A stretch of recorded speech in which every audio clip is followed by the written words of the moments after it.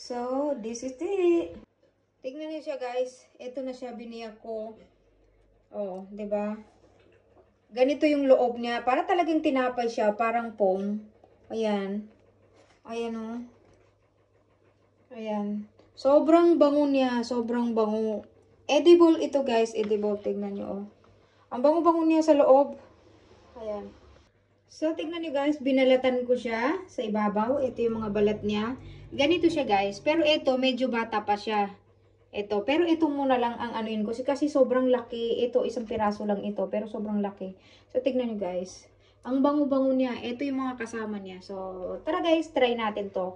So, tignan nyo, guys. Malinis na. Para sa talaga siyang tofu yung ano sa atin. Tignan nyo, guys. Tignan nyo.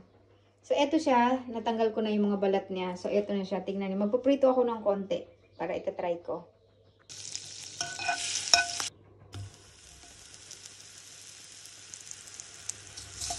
Para talaga siyang tofu.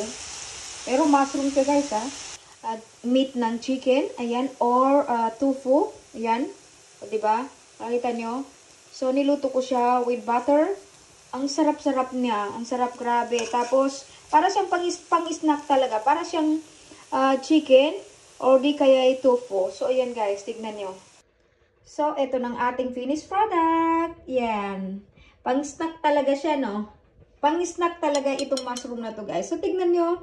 Talagang para siyang tofu talaga siya. Or di kaya chicken, manok. With this sauce, na sweet sauce, sobrang sarap. Ganyan.